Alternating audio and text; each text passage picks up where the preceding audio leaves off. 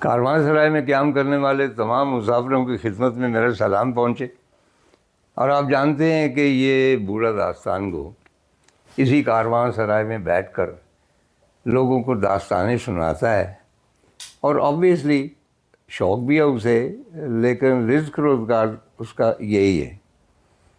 اور نارملی یہ ہوتا ہے کہ داستان گو کے آگے ایک بہت بڑا پیالہ رکھا ہوتا اور وہ خالی ہوتا، اور جب داستان کو ایک ایسے نقطے پہ پہنچتا ہے جہاں جو سننے والے ہیں ان کو اشتیاق ہوتا ہے کہ اس کے بعد کیا ہے، تو داستان کو یکدم خاموش ہو کر آسمان کی طرف دیکھنا شروع کر، اور اس خاموشی میں جب اسے ایک کھنک سنائی دیتی تو اس کے بعد وہ اپنی داستان پھر سے شروع کرتا ہے۔ اور خواتین و حضرات، وہ کھنک کیا ہوتی ہے؟ یہ انڈیکیشن ہوتی ہے جو سننے والے ہیں۔ چنانچہ وہ اپنے تئیں جو داستان سننے کا ایک کہہ لے، کرایہ کہہ لیں، جرمانہ کہہ لیں یا اپریشیشن کہہ لیں، وہ سکے اس کے پیالے میں ڈالتے۔ سکے ہوتے تھے چاندی کے، ان کی ہوتی تھی کھنک۔ چنانچہ جب داستان کو وہ کھنک سنتا تھا تو پھر واپس آتا تھا اور اپنی داستان شروع کر دیتا تھا۔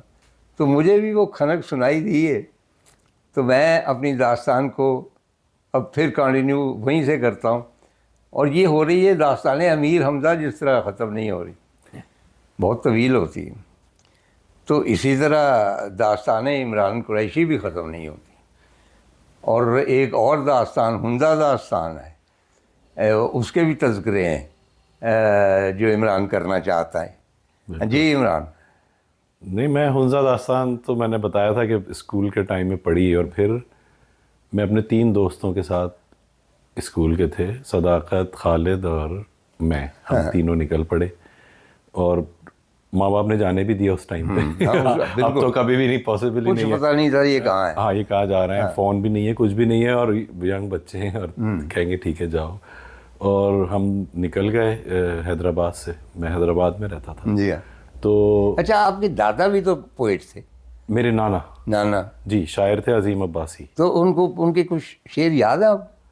ایک شعر انہوں نے، میرے والد کا نام تھا انعام اللہ، ہاں۔ تو میں نے ان سے آٹوگراف مانگی۔ اچھا۔ اب میں پہلی دفعہ کسی کو سنا رہا ہوں یہ شعر ہاں۔ جو انہوں نے لکھا۔ انہوں نے آٹوگراف بک پہ میرے ایک شعر لکھ دیا: انعام کے بچے ہیں آفت کے پر کالے، اچھا چہرے تو گلابی ہیں پر بال ہیں کالے۔ اچھا عظیم عباسی۔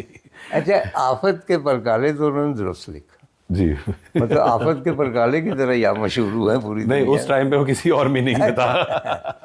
اچھا، تو آپ وہاں پہ حمزہ گئے اور وہاں سنا جی ایم بیگ سے بھی؟ جی، میں نے پھر بڑی چیزیں فالو کی جو آپ کر رہے تھے وہاں پہ، کیونکہ آپ نے ذکر کیا کہ ٹیکسلا میں انٹر ہوتے ہوئے وہ کالم جو ہے بڑا سا پہاڑ پہ پلنتھ جو بنی ہوئی ہے، تو میں وہ دیکھ کے اتنا فیسینیٹ ہو گیا، اور اب میں جب بھی ٹیکسلا سے گزرتا ہوں I go back to that time period کے وہی یاد آتا ہے مجھے۔ اور اسی طرح وہ سارا رستہ جس طرح آپ لکھتے تھے کہ روڈ ایسے جیسے سانپ کی طرح بل کھاتی ہوئی پہاڑوں پہ جا رہی ہے، کالے پہاڑ، اور پہاڑ ایسے ہیں کہ آپ آگے بڑھتے جاتے ہیں حنزہ جاتے ہوئے، اور یہ تو پرانی بات ہے نا، اب تو روڈز بڑی اچھی ہیں، وہ تو شاہراہ ریشم تھی، تو ایسے ہی کہ آپ کو لگتا ہے آپ پیچھے سے بند ہوتے جا رہے ہیں اور باہر نہیں نکل سکتے اس سے، اور آگے بڑھتے جا رہے ہیں۔ تو I was experiencing same thing اس وقت، پورا وہی تجربہ تھا میرا جو آپ لکھ رہے تھے، میں اس سے کنیکٹ کر رہا تھا، ریلیٹ کر پا رہا تھا، اور میں ساری کوشش کر رہا تھا وہی حرکتیں کروں جو جن لوگوں سے آپ ملے ان کو بھی دیکھوں۔ میں ڈھونڈتا تھا، تو جی ایم بیگ تھے جن کے اسٹور تھا مختلف چیزوں کا، میں ان سے جا کے بھی ملا، تصویر بھی کھنچائی تھی میں نے ان کے ساتھ۔ اب پتہ نہیں کہاں ہیں وہ تصویریں، ڈھونڈنا ذرا مشکل کام ہے، کچھ ہیں کچھ نہیں ہے۔ تو پھر حنزہ میں اسی ہوٹل میں ٹھہرا، حنزہ ان، جی جی جی ہاں وہی۔ حنزہ ان میں ہی ٹھہرا، اور وہ جو آپ نے لکھا کہ وہ سبزیاں وہیں سے توڑتا تھا اور مرغی کاٹ کے کھانا بنایا، تو وہی حرکتیں ہم بھی کرواتے تھے کہ یہیں سے توڑتا تھا وہ۔ میں دیکھتا تھا کیا یہ واقعی وہی کرتا ہے جو آپ نے لکھا یا نہیں۔ میں میٹرک کا اسٹوڈنٹ تھا اس وقت، تو وہ وہی کر رہا تھا، تو وہی چیزیں ہوئی تھیں۔ اچھا، اس کا کچھ افیکٹ ہوا بعد میں؟ آپ نے جو مصوری کی، اس میں کہیں نہ کہیں حنزہ کا، ان پہاڑوں کا، اس ٹرپ کا کوئی نہ کوئی پرت تو ہے؟ تجربے تو دیکھیں آپ کے سارے ہی ریفلیکٹ تو کرتے ہیں، وہ ڈائریکٹ نہ ہو بے شک کہ میں پہاڑ پینٹ کر رہا ہوں یا نہیں. پہاڑ بھی میں نے پینٹ کیا تھا ایز اے اسکول میں، پینٹنگ میں ہنزا کا آٹم پینٹ کیا تھا جو ان پبلک اسکول حیدرآباد میں ڈالتا تھا، تو اسی کے سر ورک پہ انہوں نے اچھا پرنٹ کیا تھا اس کو. وہ ہے اس کا اس کا امیج ہے میرا خیال ہے میرے پاس، میں ڈھونڈوں گا، میرے فون میں ہے ویسے. ہاں بڑی وہ نایاب چیز ہے، وہ بھیج دیجیے گا. میں آپ کو بھیجوں گا. اچھا خواتین حضرات، جیسا کہ میں نے آغاز میں کہا نا کہ احاطہ بہت مشکل ہے عمران کے کام کا بھی، اس کی شخصیت کا بھی، اور اس کے بارے میں جتنی کتابیں لکھی گئی ہیں ان کا وزن جتنی کہ میں نے کتابیں لکھی ہیں اس سے زیادہ، ان سے بھی زیادہ. تو میں تھوڑا سا مثلا اب یہ میرے مسل کام نہیں کرتے، ایک اور آدمی چاہیے، لیکن میں اٹھا ہی لیتا ہوں. اور وہ کہتے ہیں نا کہ میر عشق ایک بھاری پتھر ہے، کب مجھ ناتواں سے اٹھتا ہے، تو مجھ سے یہ کتابیں نہیں اٹھ رہی. تو یہ Ayesha Khalid and Imran Qureshi, two wings to fly not one, یہ کتاب ظاہر ہے ان دونوں کے بارے میں ہے. اور اس کی میں توصیف کیا کروں کہ اس میں کیا کیا ہے، بس وہی کچھ ہے جو عمران کے اندر ہے اور جس نے پوری دنیا میں ان کا چرچا کیا ہے. مختلف گلے لالا بھی کھلے ہوئے مجھے نظر آتے. آپ نے گلے لالا نہیں، گلے لالا تو عائشہ کے کام میں. اچھا ٹیولپس پر اچھا، وہ ایمسٹرڈیم میں تھیں 2 سال. اچھا، تبھی وہ برقع پہن کے اوپر ایک پھول کھلا دیتی ہے. وہ شاید پروٹیسٹ ہے آپ کے خلاف. جی. اچھا، یہ بہت اہم کتاب ہے کیونکہ ان کو جو جرمن بینک ہے، ڈوشے بینک، جی انہوں نے artist of the year select کیا تھا پوری دنیا سے. جتنے بھی وہ سمجھتے ہیں کہ بہت ہی بریلینٹ آؤٹ اسٹینڈنگ آرٹسٹ ہیں، ان میں کسی ایک کا چناؤ ہوتا ہے اور ان کو وہاں پہ انوائٹ کیا جاتا ہے. ان کے فن کے بارے میں کتاب چھاپی جاتی ہے اور 1 برس تک میرا خیال ہے وہاں پہ ان کا قیام رہتا ہے. یہ اوپننگ ایگزیبیشن، یہ بھی بہت اعلیٰ معیار کی کتاب ہے اور اس میں بہت تفصیل سے. جی، اس میں سارا جو پریکٹس ہے اس کی کافی ایگزامپلز ہیں اور کیسے کام ایوالو ہوا، ڈیولپ ہوا. ہاں، تو یہ اس پہ بڑی محنت کی تھی. اچھا، اس کے بارے میں کچھ تفصیل سے بتائیں کہ آپ کس طرح آپ کا چناؤ ہوا. چناؤ ایسے ہوا کہ میں تو ایک ای میل کھولی تو اس میں آیا کہ ہم ڈوچے بینک سے ہیں اور آپ کو ہم نے اس کے لیے چوز کیا. میں نے کہا یہ بینک ڈیٹیل مانگیں گے، اتنے پیسے بھیج دو. اسکیم آتے تھے نا ای میل. لیکن جب انہوں نے نام مینشن کرنا شروع کیا کہ فلانا کیوریٹر بورڈ میں تھا یہ تھا، میں نے کہا نہیں، یہ اسکیمر اتنا ڈیٹیل میں نہیں جائے گا کہ گوگنہائم میوزیم اور اس کی کیوریٹر وہ صحیح نام ہے.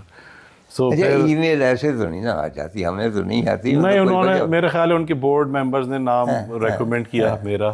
تو کیسا ایکسپیرینس تھا؟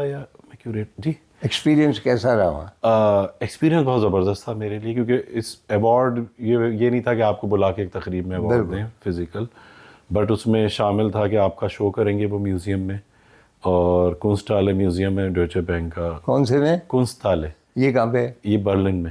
اچھا، میں نے اس میں ایک تصویر دیکھی. جی.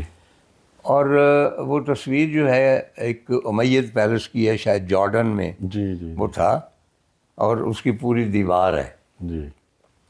اور اگر میں غلطی نہیں کر رہا تو اسی میوزیم میں ایسٹر گیٹ جو تھا بیبیلون کا، جی بالکل، وہ بھی وہاں پہ ہے. وہ وہی ہے. ایم آئی رائٹ؟ پرگامون میوزیم ہے یہ. جی بالکل، میں وہ نام مجھے پروننسیٹ، میں اسپیشلی اس کو دیکھنے گیا تھا. جی.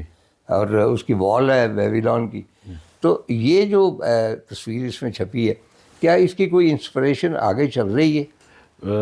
انسپریشن بھی، اور اس میوزیم سے آپ ایک اور انٹرسٹنگ بات ہے جو ابھی اتنی پبلک اس طرح اناؤنس نہیں ہوا ہے، بٹ میں نے یہ جو تھے اس کے ڈائریکٹر، انہوں نے یہ آرٹیکل لکھا تھا آرنامنٹیشن کا جو رول ہے میرے کام میں. اچھا، اس کو کنیکٹ کیا تھا پھر جو ہسٹری میں جو آرنامنٹیشن ہوئی ہے، یہ جو امیت پیلس ہے اس کے ساتھ کنیکٹ کیا. جی. اور پھر اب ریسنٹلی انہوں نے مجھے انوائٹ کیا لاسٹ ایئر، اور انہوں نے پرگامان میوزیم کی بہت بڑی رینوویشن ہو رئی ہے. اچھا. میجر رینوویشن، اور اس کو ایکسٹینڈ بھی کر رہے ہیں. اور جو پرانی بلڈنگ ہے یونیسکو ہیریٹیج ہے، اس کی پوری دیوار پہ میں نے پینٹ کیا ہے اب نومبر میں جا کے ایز اے پرماننٹ وال میورل. واہ. سو اب جب اوپننگ ہوگی تو it will open for public. ابھی اوپن نہیں ہوا؟ ابھی نہیں ہوا، بٹ وی کین شیئر. اس کی کوئی تصویر تو ہوگی آپ کے پاس؟ میرے پاس تصویریں. مطلب it is a great honour خواتین حضرات جی کہ برلن کے جس میوزیم کا نام لے رہے ہیں بہت ایکسکلوسیو، مطلب آپ یہ جان لیجئے نا کہ بھئی آج سے 2500-3000 ہزار سال پہلے بابل کا جو دروازہ ایسٹر گیٹ ہے وہ وہاں پہ موجود ہے، اس کی دیواریں، اور یہ ایسٹر گیٹ جو تھا سالم حالت میں نہیں ڈسکور کیا گیا تھا، یہ جرمن آرکیالوجسٹ وہاں پہ گئے تھے 30s میں، اور یہ بالکل ڈھیریوں میں کنکریوں میں بدلا ہوا تھا، تو یہ وہاں سے لے آئے تھے ان کی اجازت سے، یہاں سے 10 سال انہوں نے پھر محنت کر کے اس کو ری بلڈ کیا ایز اٹ از۔ اور اس میں ایک اور انٹرسٹنگ فیکٹ یہ ہے کہ جب صدام حسین نے، آپ کو علم ہوگا کہ عراق میں کھنڈر ہیں، مطلب ری بلڈ ہیں کھنڈر بیبیلون کے، تو اس نے وہاں پہ اوپر اپنا پیلس بنایا کہ یہاں سے بیبیلون، کیونکہ وہ اپنے آپ کو بھی ہم پلہ سمجھتا تھا ان شہنشاہوں کے، نظر آنا چاہیے مجھے، اور اس کا جو گیٹ انہوں نے بنایا، انہوں نے یہی برلن کا جو اوریجنل گیٹ تھا اس کو کاپی کر کے بنایا۔ اچھا، وہ جو ہے جو میورل پینٹ کیا، ہاں، وہ اسٹیئر کیس ایریا ہے جو بہت بڑا اسکیل کا ہے، جیسے محلوں میں ہوتے تھے پرانے پیلیسز میں، تو اس کی وال ہے جو ساتھ ساتھ چل رہی ہے سیڑھی کے ساتھ، اس کو کیا ہے۔ لیکن جب آپ اوپر جاتے ہیں تو جو پہلا روم ہے اس کی کھڑکیاں ادھر کھلتی ہیں جس میں وہ نظر آئے گا، اچھا، اور وہ جو روم ہے وہ پورا الحمرا کا روم ہے، دے براڈ دا کپولا، اور پوری ونڈوز ہیں اس کی، اور وہ سارا ویسی سیٹ اپ ہوگا۔ تو یہ جو گارڈن ہے ان کا آئیڈیا یہ تھا کہ میری پینٹنگ از دا الحمرا کا گارڈن، واہ، تو وہ چاہ رہے تھے میں ایسے پینٹ کروں کہ یہ اس کھڑکی سے دیکھیں گے الحمرا کی تو آپ کا پھولوں والے وہ امیجز نظر آئیں۔ اور یہ